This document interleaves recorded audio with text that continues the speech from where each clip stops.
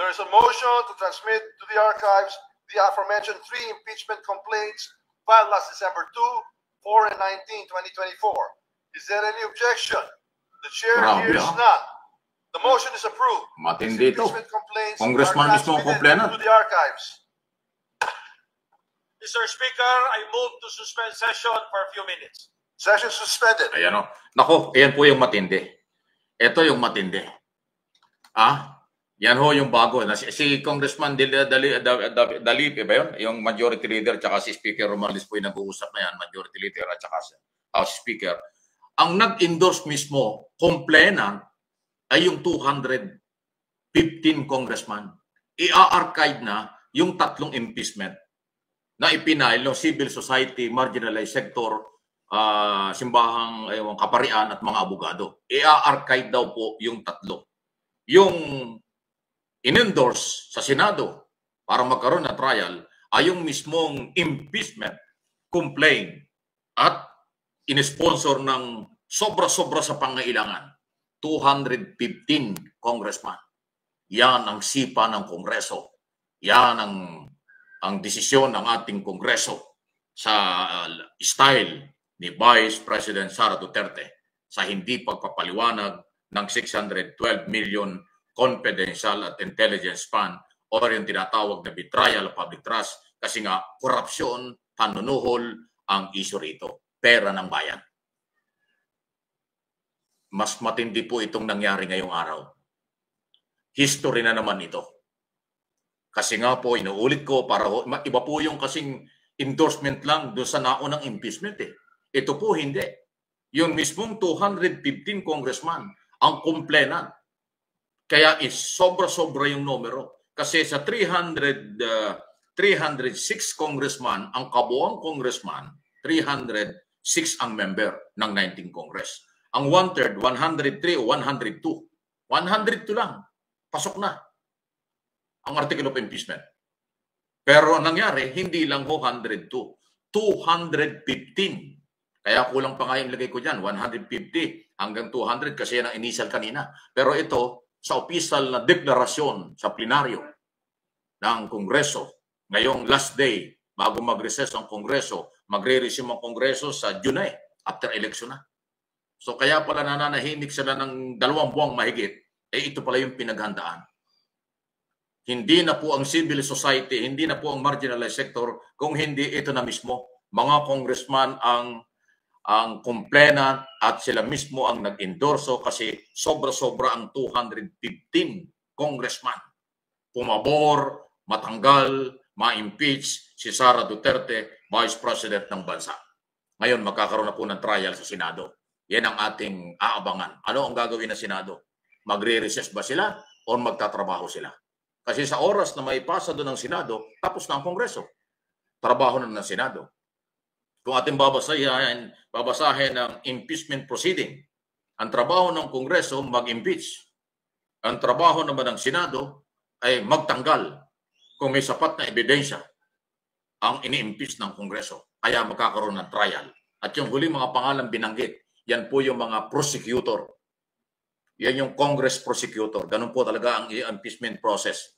Ang mga congressman mula sa minority at majority na mga magagaling na abogado, si Congressman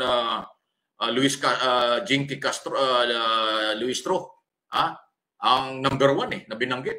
Yung congressman ng 2nd District, yung aming congressman sa 2nd Distrito ng Lalawigan ng Batangas, kasi taga doon po ako.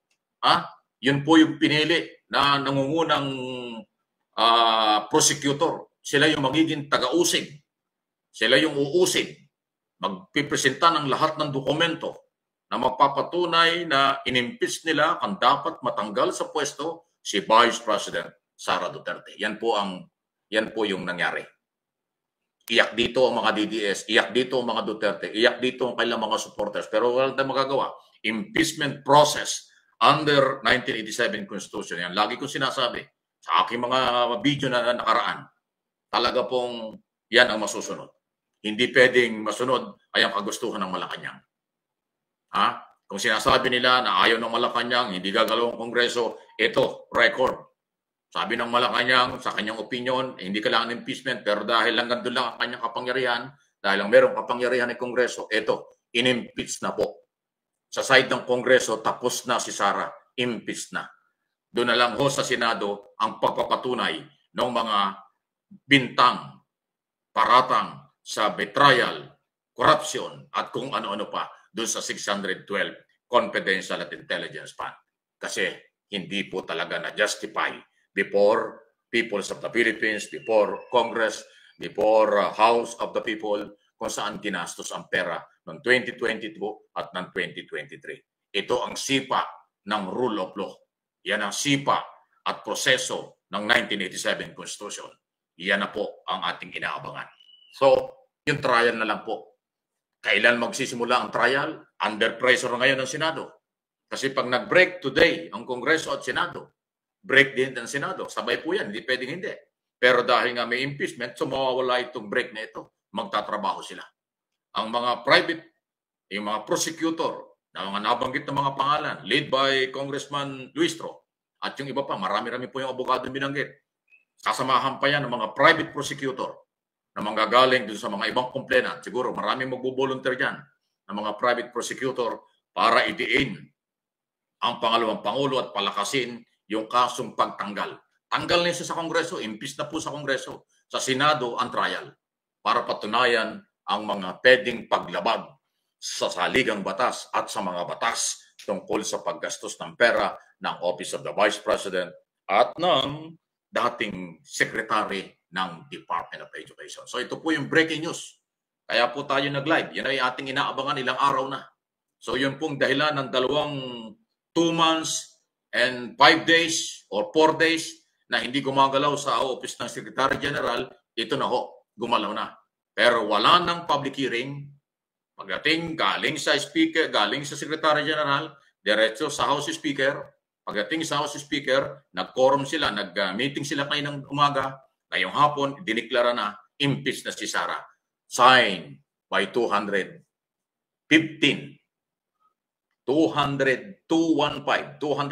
congressman. Sobra-sobra. Sobra ho po sa dami.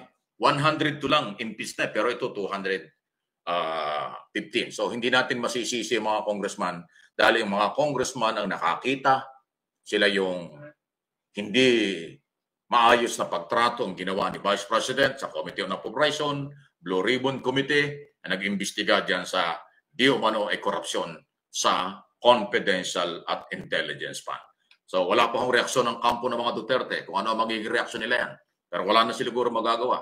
Kailangan maghanda na kailang abogado. Kailangan maghanda na si Sara Duterte. Paano niya i-justify na wala siyang korupsyon?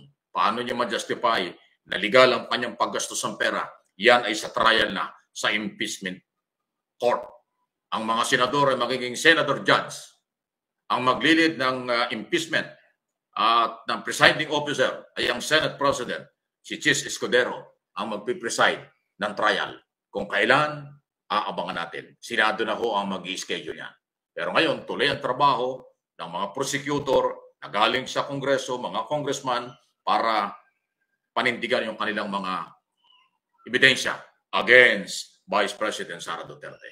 Yan po yung major development ngayong araw na ito. Last day, huling araw ng session ngayon.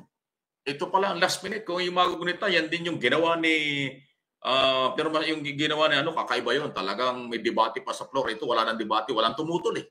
Talagang kaagad-agad 215. Binasa na kaagad yung pag-transfer sa Senado. Hindi ho katulad nung panahon ni Erap Estrada, ini-impeach ng Kongreso, ang speaker noon, si Manny Villar. Habang binabasa niya yung article of impeachment para i-transfer, merong sumisigaw sa floor ng objection, clarification, kung point of order, lahat-lahat ng sigawan doon, pinipigilan yung speaker, hindi ho nagawa yun, hindi napigilan. Pero ito, wala pong ganon. Ibig sabihin, nagkaisa, nagpalakpakan pa kayo mga congressman pagkatapos basahin ng pag-transfer ng impeachment at pagdideklarang impeach si Sara Duterte, dahil nga ho 215, nagpalakpakan pa. Nagpalakpakan pa mga congressman. So, ibig sabihin, nagkaisa sila, nagkasundo, ang mahigit kalahati or hindi lang 1/3, halos 3/4 kasi 316 minus 215. Ganun lang po yun eh. So, di ba? Kakaunti na yung congressman natira. Siguro absent lang ngayon kaya hindi po nabanggit. Kaya hindi 100%. Baka nag-absent pa yung iba. Kung ano man dahil, hindi natin alam. Ay 306 congressman. Minus 215. Ilan lang yung hindi nakasama? 91 na lang. Napakalit na porsyento. Malamang yung iba dyan, nasa abroad, yung iba nagpapahinga, yung iba siguro malayo, nasa mga probinsya, kaya hindi nakadalo. Pero ano man ang gagawin ng 91 yan, kung sakali maghahabol sila, wala na, tapos na. Pero hindi naman ako niniwala, yung 91 yan mag-uupos. Baka mag-uupos yan, 3, 4 lang. Maswerte kung maka-4. Baka nga 2 lang. Yung taga Davao lang congressman, 2 yung taga Davao congressman o 3. Pero hindi pa tayo sigurado ron. So, 91 congressman yung wala sa ngayon. Pero, enough na yung 215. Kita nyo, palakpakan na po. Nagsisigawan pa. Ayan, doon sa loob ng session hall. Kasi na-impeach na po si Sara. Technical impeach na po. Yung legal, yung technical and legal, impeach na po sa Congress.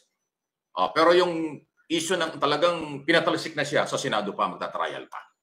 Ayan, Nako. Kaya nga, inulit natin doon sa mga bagong nanonood, nakikinig, Vice President Sara Duterte, inimpeach na po ng Kongreso ngayong last day ng session nila dahil magbe-break na. Pero mukhang walang break, magtatrabaho sila. So, wala akong nagawa. Ang mga maka-Duterteng senador, congressman. Sino ba yung mga maka-Duterte dyan? Hindi natin alam. Siyempre, Duterte. Sino pa? Si Ungab. Kung sino pa, siguro mga 4 lang yan o 5. Baka gano'n lang po yung identify ng mga maka-Duterte. Wala na sila magawa. Si dating Pangulong Gloria Macapagal-Arroyo, maka-Duterte yan, ang dating. Ewan ko. Okay? Para ho sa inyong kaalaman, pagdating po sa Kongreso, tapos na po yan, impeach na ang tawag yan. Yun hong issue ng pagtatanggal ang Senado ng bahala. Doon, hindi pa tayo sigurado. Hindi pa tayo sigurado kung doon ho pagdating ho mismo doon sa Senado. Motion's approved. Majority Leader. Tapos Mr. na yan. Speaker, there being no committee nor individual amendment, I move that we close the period of amendment. So iba na ho ito. Iba na yung topic. Iba na ho ito. So tapos na yung impeachment. Okay? So iba na ho yung topic ngayon. Kasi iba na yung nagpipreside ng session ngayon si Congressman Danny Suarez na. Okay? So yun ho. Kahit na ho anong mga demonstrasyon ng kung ano-anong grupo dyan, lalo na yung mga pumapabor sa yung ayaw ng impeachment, wala na sila magagawa. Ang nanaig at nagtagumpay at nanalo ay ang mga nagrally diyan sa People Power Monument at sa kung saan-saan na nagsasabi, impeach Sara, na impeach na po sa Kongreso. Ang pagpapatalsik na lang sa Senado ang ating aabangan. Gaano kalakas ang ebidensya, hindi natin pwedeng pangunahan yan. Basta ang usapan po dito, ang issue dito ay yung 612 million confidential at intelligence fund.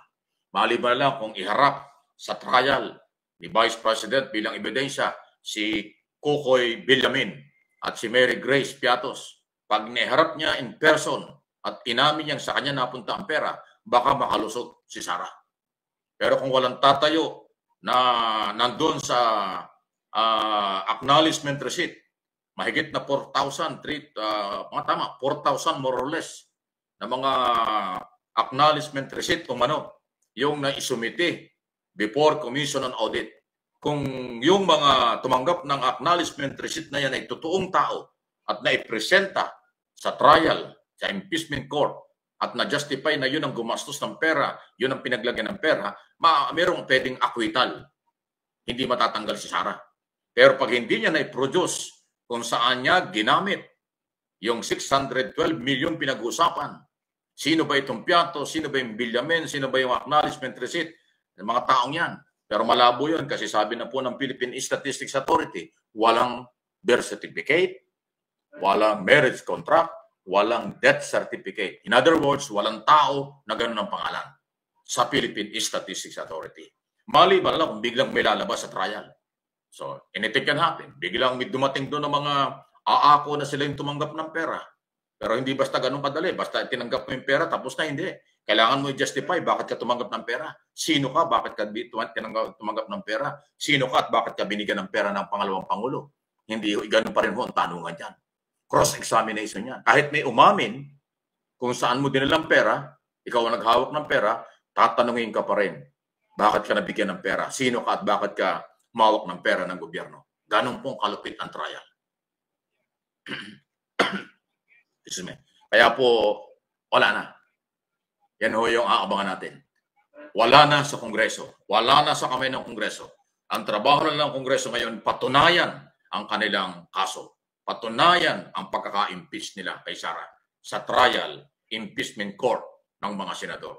Ilan ba senador yan? 23. Dahil dapat 24. Wala na si Angara, Senate Secretary ng Department of Health. So 23 senador ang ating aabangan. Ang masakit dito, mag-i-eleksyon. Yung mga senador na re-electionist, kapag sila'y pumabor kay Sara, may paglalagyan sila sa eleksyon. Yan ang malaking problema. Kaya nga ayaw nila ng impeachment eh. Kasi mag-i-eleksyon.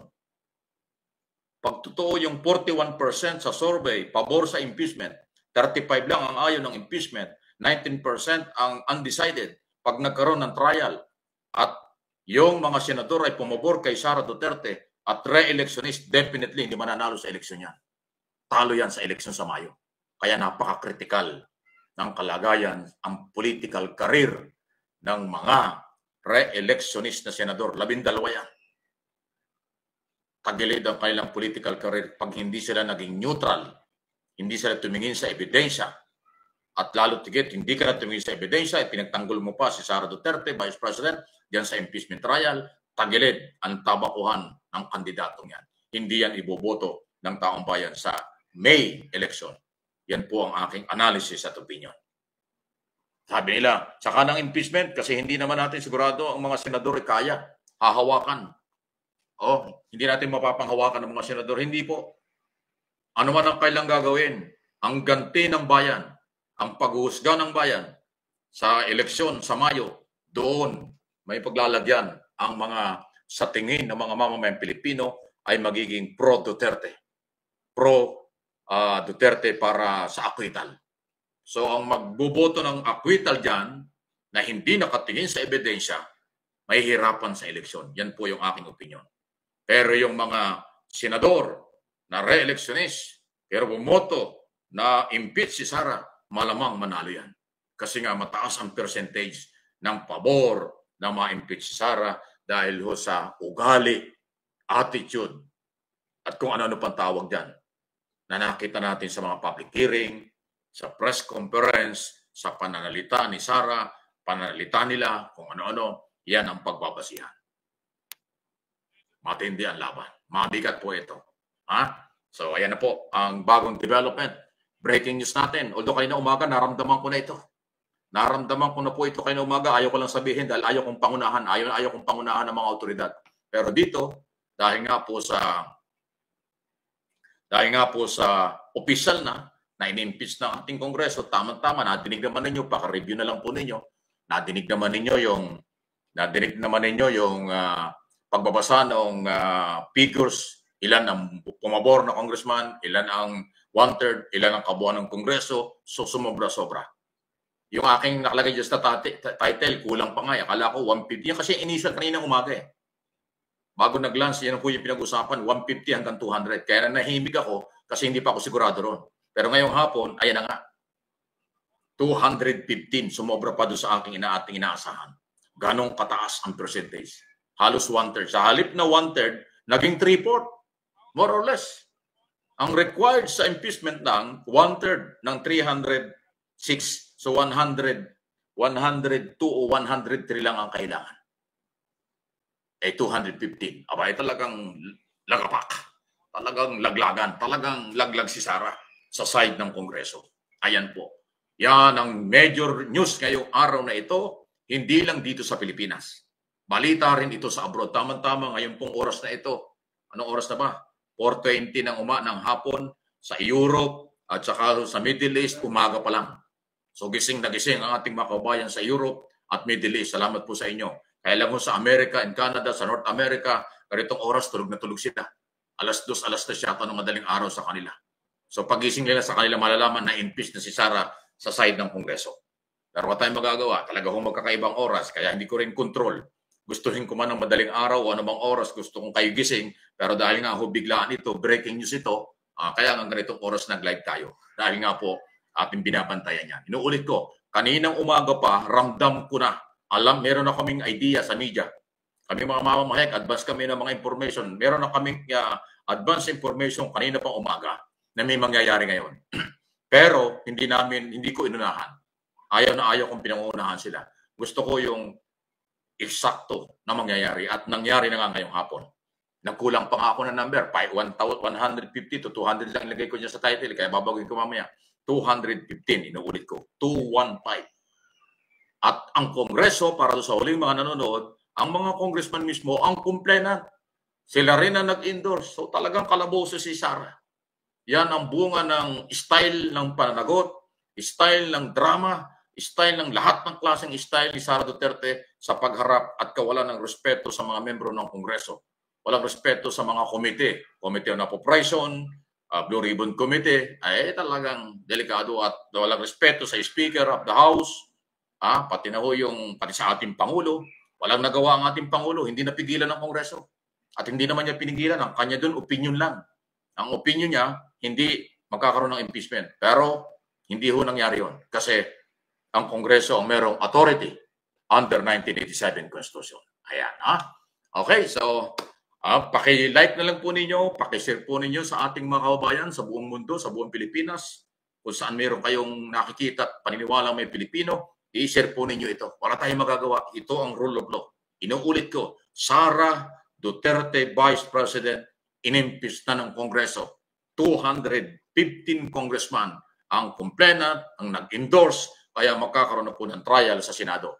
What's up mga tropa pips? So ayan na nga po, talagang tuloy na ang impeachment trial ni Sara Duterte. Oo nga, at naka-break na po ang Senado, pero ang sigurado, di ba, ito ay naipadala na po sa Senado, di baling matagal, di baling mabagal, ang importante, umuusad. Diba? At ito po ay isang malaking kahihiyan para sa mga Duterte dahil nga po ang kanilang kumbaga ngayon ay pinagkakapitagang si Sara Duterte ay nasa bingit ng alanganin at maaring ma-impeach. At kung totoo po ang sinasabi nito nga si Senador Coco Pimentel na pwede po itong ipasa sa 20th Congress, naku po. Paano kung matalo si Amy, si Bato at si Bongo? At ang iba pang mga pro-Duterte na mga senador. Nako, ilan na lang ang natitira na senador sa 20th Congress. Baka si Robin Padilla, si Subiri. Ilan na lang sila ng mga matitira dyan, ng mga pro-Duterte. Di pwede po talaga na ma-impeach etong si Sara Duterte. At napakarami po ang bumoto, 215 na kongresista. At ang tatayo po ng mga mga prosecutor ay eto pong mga itong sila Jinky Luistro, at etong si Adjong, o na nagkakamali, kasama si Adjong. Naku po, ito ang tatayo ng mga prosecutor sa prosecution. Naku po, dali talaga. Talaga ng mga dadaan po sa butas ng karayom si Sara Duterte para hindi ma-impeach. Dadaan siya talaga dyan. At pasisikipin ng mga magiging judge o magiging prosecutor dito sa impeachment trial ang daan ni Sara Duterte para makalusot etong si Mary Grace Piatos, si Cocoy Villamin at etong si Chippy McDonald's. Meron pa si Juan Miguel Owishi. Maraming mga ginawang mga gawa-gawang pangalan para po makapangulimbat ng pera. At yan po ang pinaka-importante, masagot ang tanong kung saan nilustay ang pera ng taong bayan. Tama lahat ang sinasabi ni Sir Mike Abe. Kaya nga po dapat i-share nyo ang video ni Sir Mike Abe. Ang aking goal ay mapanood ng mas maraming mga kababayan natin ang video ni Sir Mike Abe dahil po lahat ng kanyang video ay on point, tama ang kanyang opinion at napakasarap pong makinig sa isang matalino at may sense na vlogger katulad ni Sir Mike Abe. Kaya po sana ay masuportahan po nyo siya, i-share nyo ang kanyang mga video, i-like nyo po ang kanyang mga video at i-subscribe nyo po ang Mike Abe Opinions at ang MA Pinoy TV YouTube channel. So maraming salamat po sa inyong lahat. Sir Mike Abe, thank you. Salamat po sa inyong napakabuting puso para magamit ko ang inyo pong mga video dito po sa akin channel. Salamat at ingat po kayo. Nasaan mang panig kayo ng mundo, mga tropa pips ko. Huwag na huwag kayong maniniwala sa mga fake news. Dito lang tayo sa tunay at totoo na nagsisiwalat ng mga katotohanan at hindi po kumikiling sa kasinungalingan. Mama chup chup, love you. God bless us all, Pilipinas. God first.